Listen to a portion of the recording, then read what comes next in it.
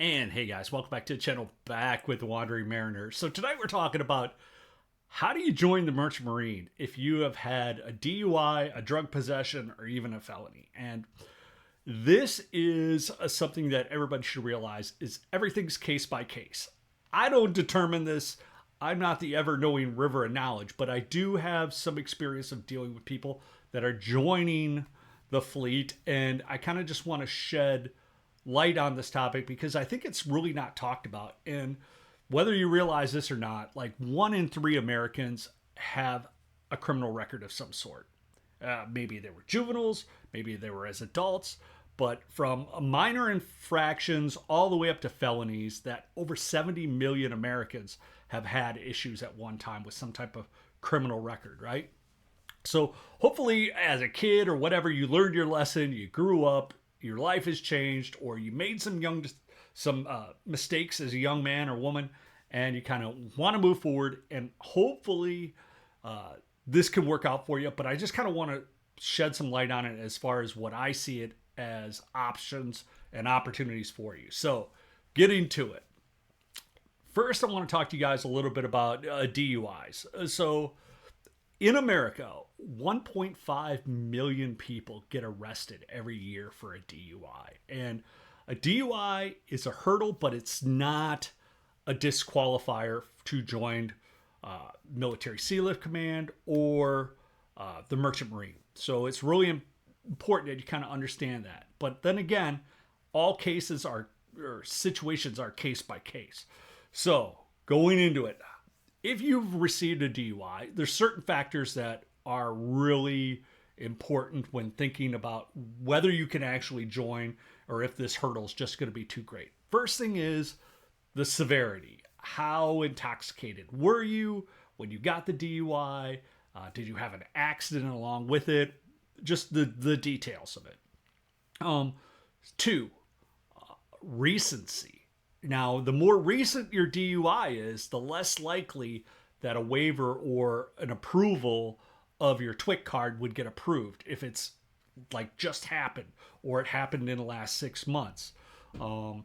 With alcohol or a DUI, rehabilitation. Did you go to rehab? Did you participate in the AA? Did you seek some kind of treatment to kind of evaluate yourself on, do you have an alcohol problem, or was it, hey, I had a drink at a party, I got in my vehicle, I didn't realize, or whatever. So they kind of want to see, are you aware of your own alcohol consumption kind of afterwards? So it's kind of important there. Any kind of restitution. If you were arrested for a DUI, were you assigned any kind of punishment? And have you completed all that punishment or restitution? So if you had an accident, did you pay the people that you needed to pay or work for the people that you needed to work for to pay off the bills? Has everything been solved? Have all your tickets been paid? Has everything been taken care of? Is your probation over with? Because if you have any type of pending probation or restrictions, I'm going to say that that hurdle may be too great to get over. But if this is something that happened 5-10 years ago, I would say that there's a good chance that it will not be a showstopper for you. But it definitely kind of depends on, and all these things that we're going to talk about, it's always going to be severity, recency, did you meet the requirements, and did you do any kind of rehabilitation afterward? Kind of mend your ways and make sure that you don't do it again, because recidivism is the big concern. Are you going to do this again? Or have you had other issues on top of that?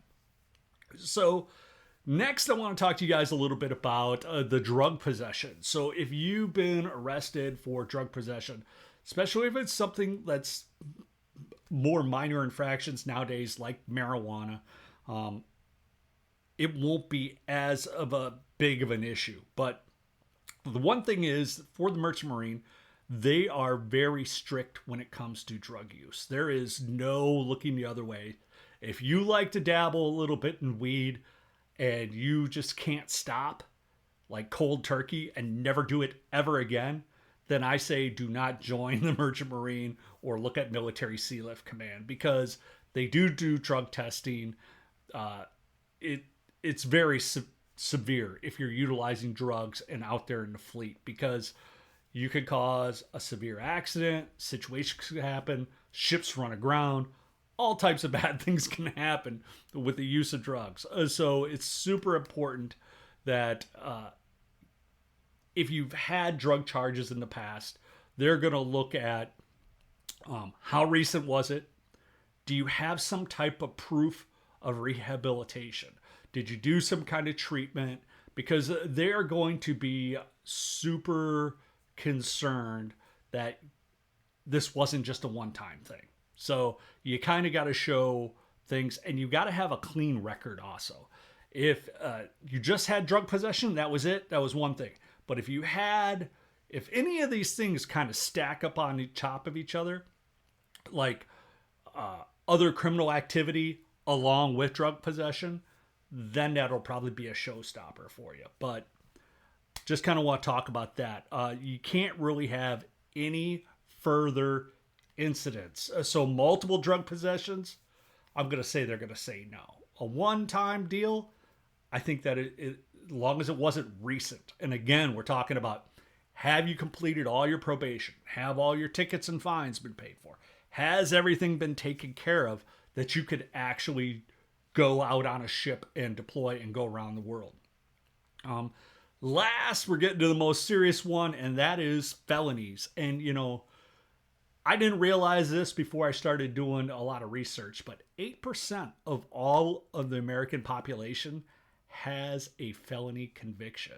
So, again, it kind of evolves down to this same thing that I'm talking about everything. How severe was it? How recent was it? Was there any kind of restitution completed? And did you do any kind of rehabilitation afterward? Did you serve time in prison?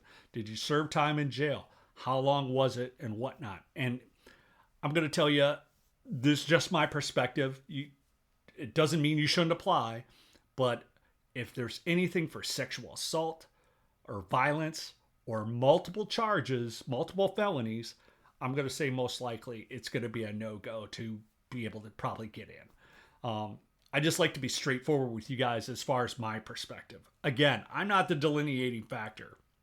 And who is the delineating factor? And I think it comes down to the Transportation Security Administration, or TSA.